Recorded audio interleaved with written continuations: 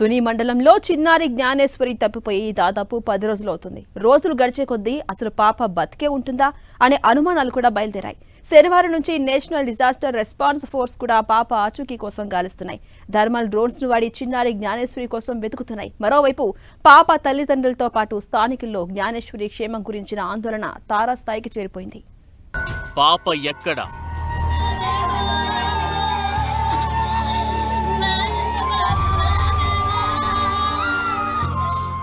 Hint ఇస్తుందనుకున్న కుక్క మృతి.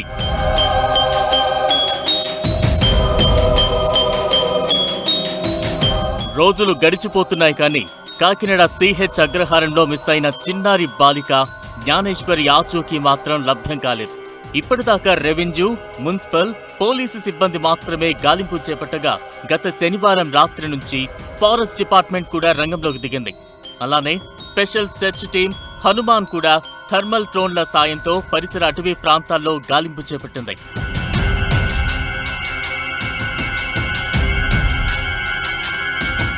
అయితే పాప మిస్ అయిన ప్రాంతం చిట్టడవి ప్రాంతం కావడంతో ఇక్కడ జంతువులు దాడి చేసే అవకాశం తక్కువని ఫారెస్ట్ శాఖ సిబ్బంది అభిప్రాయపడుతున్నారు. కొండ చిలువల సంచారం కూడా ఉండే అవకాశం లేదని, ఇతరితర జంతువుల సంచారంపై కూడా అనుమానం వ్యక్తం చేశారు. ఈ కొండను ఆనుకుని, ఈ మకాన ఆనుకుని చెరువులు లాంటి గుంటలు లాంటి ఉన్నాయి. ఒకవేళ వాటిలోకి యానిమల్స్ ఏమైనా నీళ్లు తాగడానికి వచ్చి ఆ బాబతులో ఈ పాపను ఏమైనా ఇబ్బంది పెట్టిందా అని చెప్పేసి కోణంలో మా అధికారులు దర్యాప్తు చేయమంటే మళ్ళీ ఈ టీంని తీసుకుని, ఈ డ్రోన్స్ తీసుకుని, థర్మల్ డ్రోన్స్ తీసుకుని మళ్ళీ రావడం జరిగింది సార్.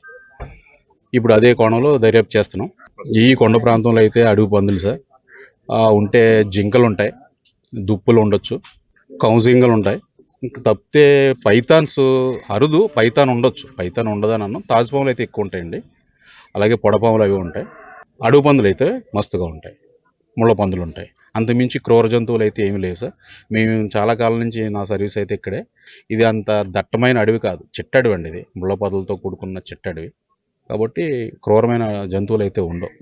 జంతువుల వల్ల అయితే పాపకి ఏమో ప్రాణహాని ఉండదని మేము అనుకుంటున్నాం.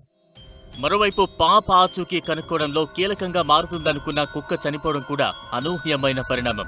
అసలు 5 రోజుల క్రితం ఇంటికి వచ్చిన వెంటనే కుక్క ఆరోగ్య స్థితిపై శ్రద్ధ వహించి ఉంటే బావుండేదన్న అభిప్రాయాలు వ్యక్తమవుతున్నాయి. ఈ పెంపుడు కుక్కకి రేబిస్ సోకిందనే అభిప్రాయమున్న జీపీఎస్ ట్రాకర్ అమర్చిన కొద్ది గంటల్లోనే కుక్క చనిపోవడంతో అసలు కుక్క ఇంటికి వచ్చిన తర్వాత ఏం జరిగిందనే సందేహాలు కూడా వ్యక్తమవుతున్నాయి. ఈ ప్రశ్నలకు సమాధానాలు మాత్రం పోస్ట్ మార్టం తర్వాత దొరుకుతాయి. కానీ అసలు 2.5 ఏళ్ల చిన్నారి ఒంటరిగా ఎవరి సాయం లేకుండా అడవిలోకి వెళ్లగలదా? ఒకవేళ వెళ్లినా ఎంత దూరం వెళ్లగలదు? థర్మల్ డ్రోన్స్ అనేవి బతికి ఉన్న శరీరంలోని ఉష్ణోగ్రత ఆధారంగా పనిచేసేవి. పాప మిస్ అయిన 9 రోజులకు ఈ డ్రోన్ల వినియోగం ఏ మేరకు ఫలితం ఇస్తుందన్నది కూడా చర్చకు వస్తోంది. డే అండ్ నైట్ యూజ్ చేస్తాం దీన్ని, థర్మల్ డ్రోన్. మనకి నైట్ టైం ఏమైనా ఆబ్జెక్ట్ ఏమైనా వైల్డ్ యానిమల్స్ కానీ ఏమైనా వెళ్ళినప్పుడు సో మనకి చాలా మోడ్స్, దాని ఫీచర్స్ ఉన్నాయి దీంట్లో మనం బేస్ చేసుకొని మనం ఏ యానిమల్ అని ట్రాక్ చేస్తుంటాం. ఇప్పుడు ప్రస్తుతానికి ట్రయల్ పాత్స్ ఏమైనా ఉన్నాయా లేవా అక్కడ లోపల అని చెక్ చేస్తాం. మేము చెక్ చేసిన తర్వాత దీనికి సంబంధించి ఇప్పటి వరకు అంటే ప్రాణం ఉన్న జంతువులు మాత్రమే, జంతువులు కావచ్చు లేకపోతే మనుషులు కావచ్చు, ప్రాణం ఉన్నవి మాత్రమే కనిపిస్తాయా లేకపోతే అన్నీ కనిపించే అవకాశం ఉంది? మెయిన్ అవ్వండి, మన బాడీ హీట్ జనరేట్ చేసుకొని తీసుకుంటుంది.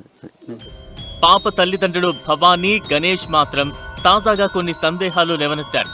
జ్ఞానేశ్వరి మిస్ అయిన రోజు అడవిలోకి వెళ్లడానికి ఉన్న కంచె దూరం 200 మీటర్లు కాగా అంత దూరం పాప ఒక్కతే ఎలా వెళ్ళింది అనే అనుమానం వ్యక్తం చేశారు. వాళ్ళు మరి చెప్పింది ఎంతవరకు నిజమో రాంగో నాకైతే తెలియదు సార్. పాప అయితే అక్కడికి వెళ్ళే ఛాన్స్ లేదు సార్. ఒకవేళ వాళ్ళు చూసున్నది నిజమే అయితే డైరెక్ట్గా తీసుకొచ్చి నాకు చెప్పాల్సింది సార్. లేదంటే అక్కడి నుంచి ఆ ఊళ్ళోకి వెళ్ళే బదులు నాకే పిలుచుకున్నా, నన్నే పిలిచినా సరే నేను వెళ్ళి తీసుకునేదాన్ని.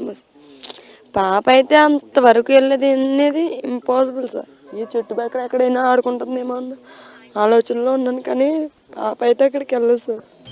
అయితే ఆ రోజు అక్కడ జ్ఞానేశ్వరిని చూసిన పాపారావు అనే వ్యక్తి కూడా ఇప్పుడు పరారీలో ఉన్నాడంటున్నారు. అయితే అతను అక్కడ పాపని చూసిన మాట నిజమైతే మరి అక్కడ వరకు పాప ఎలా వెళ్ళింది? ఇన్ని రోజులైనా చిన్నారి ఆచూకీ తెలుసుకోలేకపోవడానికి కారణమేంటి? ఇదే దర్యాప్తులో తేలాల్సి ఉంది.